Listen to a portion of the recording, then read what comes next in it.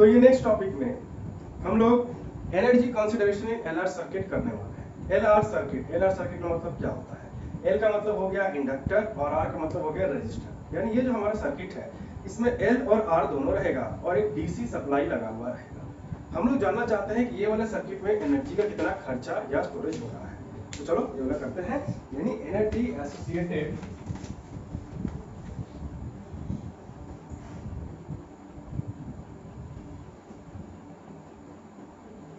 with LR circuit, energy associated with LR circuit। अगर इसका हम लोग डायग्राम बनाए, सर्किट डायग्राम, तो वो कुछ ऐसा होगा। एक डीसी सप्लाई,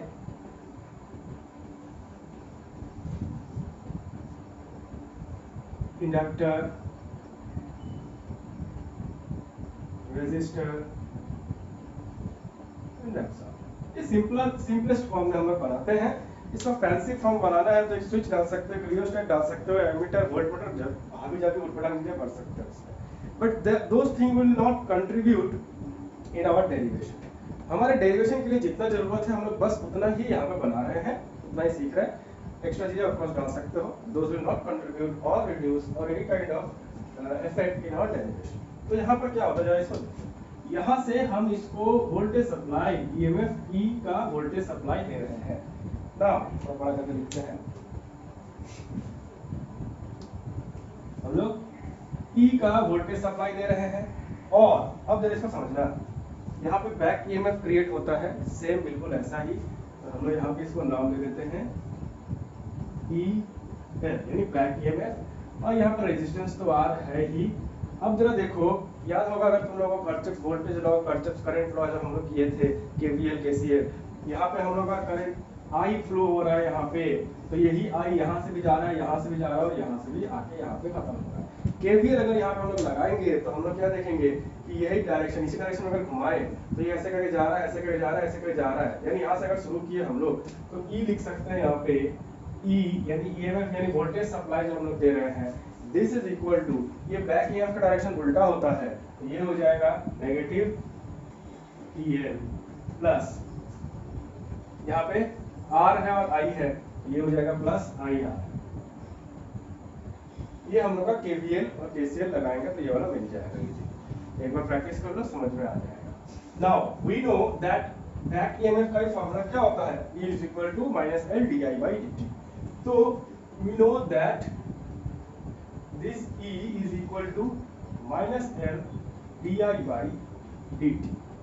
तो यही हम लोग अगर पुट किए तो माइनस माइनस प्लस हो जाएगा।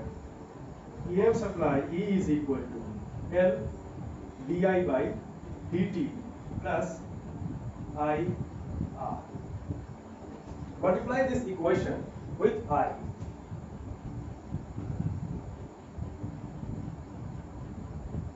Multiplying the above equation with I current, we get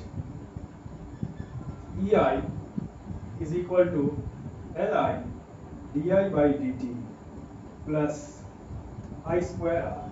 Now अब यहाँ पे हम लोग फिर से एक ऐसा स्टेप करने वाले हैं जो तुम लोग को मैथमेटिकली कंट्रोवर्शियल लग सकता है।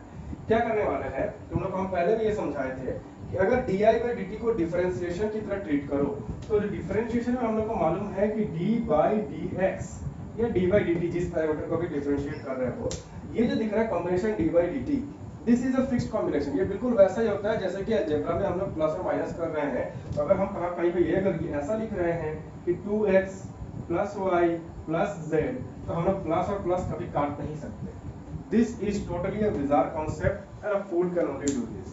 तो प्लस और प्लस नहीं कटता है कभी भी, because they are operators, just that differentiation का भी ये ऑपरेटर्स है, इनको नहीं काट सकते और नहीं कुछ कर सकते। लेकिन फिजिक्स में एक प्रोविजन होता है, क्या होता है उसको आप समझो। जैसे कि dt को देखो, ये dt क्या होता है। अब अगर हम तुमको बोले कि हमारा स्टार्टिंग में टाइम है 4 सेकेंड्स ऑब्जर्वेशन टाइम और कुछ देर बाद टाइम हो गया 8 seconds, then what is the change in time, तो उसको क्या लिखेंगे, delta t is equal to 8 seconds minus 4 seconds which is equal to 4 seconds.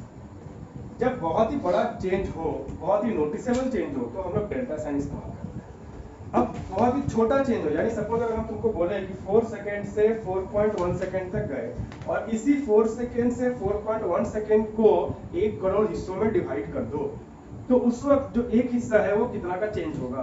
Then in that case हम लोग उस छोटे से चेंज को dt लिखते हैं। इसका मतलब होता है very very small change, very very small change, यानी इनफाइनाइटेसिमली स्मॉल चेंज, इनफाइनाइटेसिमली स्मॉल चेंज को dt के हिसाब से लिख सकते हैं हम लोग। ये कॉन्सेप्ट हम लोग फिजिक्स में इस्तेमाल करते हैं। तो जब यहाँ पे ये dt दिख रहा है ना, इसको डिफरेंशिएशन की तरह ट्रीट नहीं करके इसको ये ट्रीट करो कि यहाँ पे कंपेयर किया जा रहा है change, very small change in current को very small change in time के साथ। तो ये जो टाइम दिख रहा है इतना स्मॉल चेंज किया जा रहा है, इसको अब हम अलजेब्रा के लॉ के इस्तेमाल करके इसको अलजेब्रा के लिए सॉल्व कर सकते हैं। तो डिफरेंशिएशन की तरह मत ट्रीट करो इसको, एक नॉर्मल अलजेब्रा की तरह ट्रीट करो which is a very small change in time. तो अगर हम लोग इसको ये कर दे, हर multiplying each side by dt, अगर मल्टीप्लाई कर दे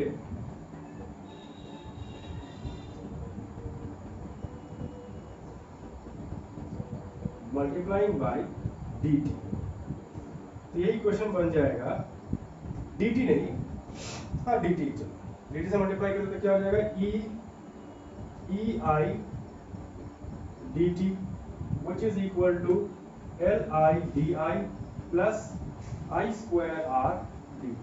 यहाँ पे dt से मल्टीप्लाई करें तो dt dt कट जाएगा, बाकी सब जगह dt आ जाएगा। नाउ अब इसको क्या करेंगे, integrating this equation according to their change, जिसमें जैसे टाइम पे चेंज है, इसमें करंट पे चेंज है, इसमें भी टाइम पे चेंज है, उस हिसाब से अगर इसको इंटीग्रेट करें तो लिख देते हैं सिंपली इंटीग्रेटिंग, इसको जब इंटीग्रेट करेंगे तो इसको कहां से कहां तक इंटीग्रेट करेंगे, इसको इंटीग्रेट करेंगे 0 से लेकर t तक, बिकॉज t को ही यहाँ पे चेंज किया जा रहा है, तो ये हो जाएगा e i dt, और इसको हम लोग इंटीग्रेट करेंगे 0 से लेकर i तक l i di, इसको इंटीग्रेट करेंगे 0 से लेकर t तक, ये आ जाएगा i square r dt। Now अब ये जो इंटीग्रेशन होगा, इस इंटीग्रेशन को अगर देखेंगे तो ये आ जाएगा e i dt integration 0 to t which is equal to, इसका अगर इंटीग्रेशन देखेंगे हम लोग तो ये तो l बाहर आ जाएगा, i को इंटीग्रेट करेंगे तो i स्क्वायर बाई 2 आ जाएगा, अपर लिमिट लोअर लिमिट मारेंगे तो ये हो जाएगा half l i square, half l i square. ये इंटीग्रेशन तो हम लोगों ने एक बार किया है, जहाँ पे हम लोगों का टॉपिक था energy stored inside an inductor, वहीं पे हम लोगों ने देखा था कि ये था। अब plus integration 0 to t i square r dt, ये जो इक्वेशन आ रहा है हमारा, ये इक्वेशन के लिए ही हम लोग डेरिवेशन कर रहे हैं। एक्चुअली में हम क्या जानना चाह रहे थे कि यहाँ से जब करंट भेजा जा रहा है, ये जो एनर्जी भेज रहा है, ये एनर्जी कितना स्टोर कर रहा है, ये एनर्जी कितना वेस्ट कर रहा है, बिकॉज रेजिस्टेंस स्टोर नहीं कर सकता एनर्जी। तो हमको यहाँ पे जानना था कि ये वाले सर्किट में what is the energy associated with this LR circuit. याद रखना ये जो टॉपिक दिख रहा है ना, एलआर सर्किट, एनर्जी, ये सारी चीजें हम लोग नेक्स्ट चैप्टर में यानी कि एसी में ये बहुत ही ज्यादा मात्रा में करने वाले हैं। एक बार प्योरली आर लेंगे, प्योरली एल लेंगे, प्योरली सी लेंगे, फिर से एलआर लेंगे, सीआर लेंगे और एलसी भी लेंगे, फिर एक बार मिलेंगे एलसीआर, और हर एक केस में सबका फेज डायग्राम निकालेंगे, relation between the current end voltage निकालेंगे और पावर एंड एनर्जी का रिलेशन निकालेंगे। लेकिन वो सबका सोर्स क्या होगा, एसी होगा। हम लोग डीसी में वो उसी वक्त सीखेंगे कि डीसी जो है इंडक्टर में काम करता है बट कैपेसिटर में नहीं काम करता है, इसीलिए कैपेसिटर केस में डीसी सर्किट में हम लोग ज्यादा ऑपरेशन नहीं किए थे।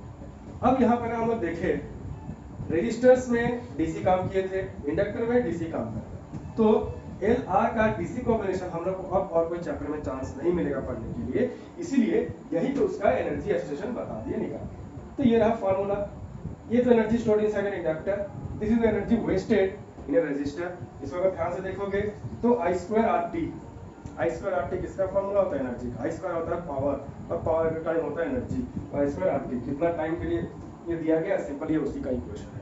और ये किस चीज का है कि यहाँ से कितना एनर्जी निकला है, यहाँ से कितना एनर्जी निकला, उसमें से ये कितना स्टोर किया और ये कितना एनर्जी वेस्ट किया। सिंपल सा वही कंसिडरेशन यहाँ पर किया गया है, ज्यादा कुछ नहीं। और इसी के साथ एक छोटा सा टॉपिक होता है वो भी कर ही लेते हैं, यानी non inductive wiring. Non inductive wiring किसको कहते हैं? Non inductive wiring.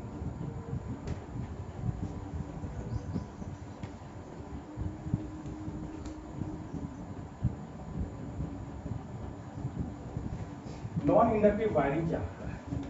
जैसे कि देख लो, मान हम लोगों ने ये पढ़ ही लिया है कि अगर कहीं भी सर्किट में अगर एक वायर जाता है और वहां पे करंट जा रहा है, and if that current is changing, तो वही करंट क्या करेगा, अपने ही सर्किट में फ्लक्स चेंज करवाएगा, उसके कारण बैक ईएमएफ खुद ही वो बना सकता है। इसको कहते हैं हम लोग self inductance. Self inductance, back EMF क्या होता है, ये हम लोग पिछले टॉपिक में कवर कर चुके हैं। तो कई बार ये क्या होता है कि हमारा डिजायरेबल इफेक्ट नहीं लाके देता है, क्योंकि बैक ईएमएफ का इफेक्ट क्या होता है, it delays the transient current, या फिर it delays the circuit to reach its maximum value of current और वोल्टेज। इसके बारे में हम डिस्कस कर चुके हैं।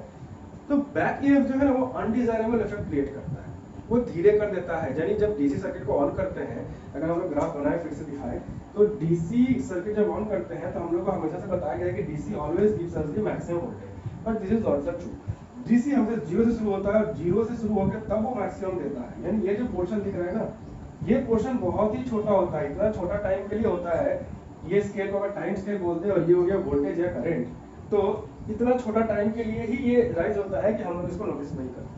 बट अगर सेल्फ इंडक्टेंस आए और बैक ईएमएफ दे दे तो ये टाइम एक्सटेंड हो जाता है, ये टाइम एक्सटेंड हो जाता है काफी बड़ा, और काफी नोटिसेबल हम लोग को ये पीरियड दिखता है।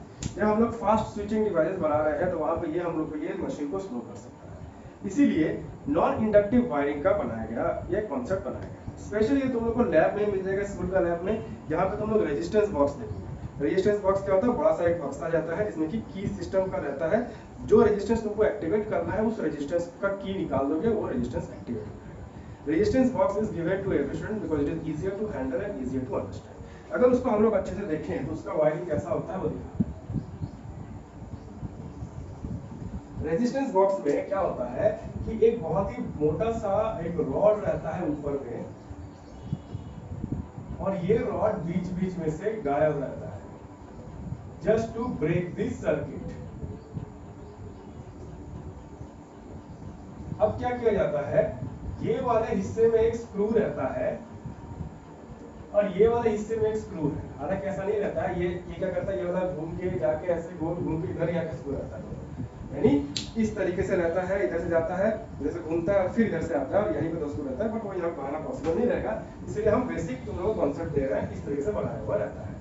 यहाँ पे मान लो बैटरी अगर लेते हैं पॉजिटिव, तो यहाँ पे एक पॉजिटिव टर्मिनल डाल दिए और बैटरी का नेगेटिव टर्मिनल यहाँ पे देखिए। अब क्या होता है, यहाँ से एक वायर जाता है और यहाँ पे कनेक्टेड है, सिमिलरली यहाँ से भी यहाँ पे कनेक्टेड है, यहाँ से भी यहाँ पे कनेक्टेड है। ये हाई रेजिस्टिव वायर होते हैं। लेंथ कितना चाहिए वो हम लोग हिसाब कर लेते हैं, कितना का यहाँ पर रेजिस्टेंस देना है।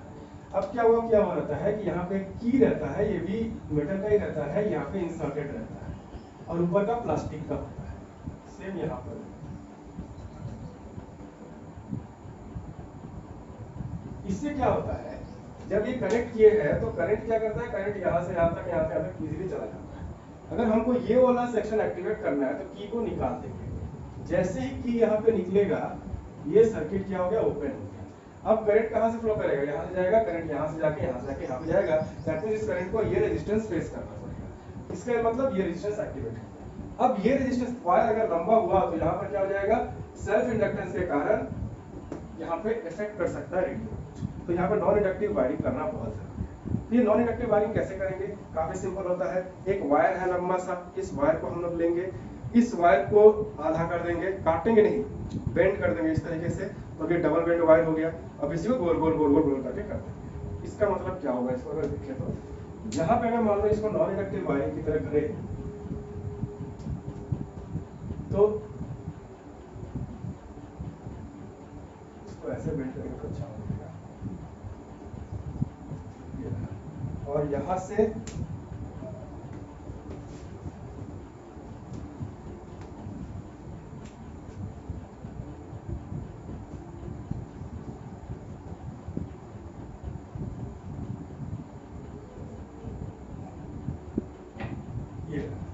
ऐसे करेंगे। यानी सिंपल एक वायर है लंबा सा, उसको यहाँ पे लगा दो, ये वायर हो गया, इसको गोल गोल गोल गोल पेंट कर दो। इससे क्या होगा, करंट जो इधर से आ रहा है ब्लैक वाले वायर में, अगर नीचे की तरफ करंट जा रहा है तो रेड वाले वायर में करंट वापस घूम के ऊपर की तरफ जा रहा है। इससे ये होगा कि अगर ब्लैक वाले करंट के कारण मैग्नेटिक फील्ड अगर इस तरह डायरेक्शन में बना तो रेड वाले कारण उल्टा बनेगा मैग्नेटिक फील्ड, और ये दोनों एक दूसरे को कैंसिल कर देंगे। As a result net magnetic field will be zero, और नेट मैग्नेटिक फील्ड जीरो हुआ तो यहाँ पे कोई फ्लक्स नहीं बनेगा और सेल्फ इंडक्टेंस नहीं बनेगा, बैक ईएमएफ भी नहीं बनेगा। तो this is known as non inductive wire. ज्यादा कुछ समझने की बात नहीं है, सिंपल सी बात है। इस तरह से अगर हम लोग कॉइल करते हैं तो ये सेल्फ इंडक्टेंस नेगलेक्ट कर देगा। कैसे, अगर ये नीचे की तरफ वायर रहता नीचे की तरफ अगर वायर रहता तो इसमें मैग्नेटिक फील्ड ऐसे ऐसे घूमता, और ऊपर की तरफ रहता तो ऐसे घूमता। एक में ऐसे घूम रहा है, एक में ऐसे घूम रहा है, they both will cancel out each other. As a result net magnetic field at that position will be zero. Magnetic field ये रहेगा, यहाँ पर कोई सेल्फ इंडक्टेंस भी नहीं बनेगा। तो this is known as non inductive wire. बस और कुछ ज्यादा नहीं है। इसके बाद हम लोग ग्रुपिंग ऑफ सेल्स करते हैं, ग्रुपिंग ऑफ इंडक्टर करते हैं, देखते हैं क्या होता है। फिलहाल देख लीजिए।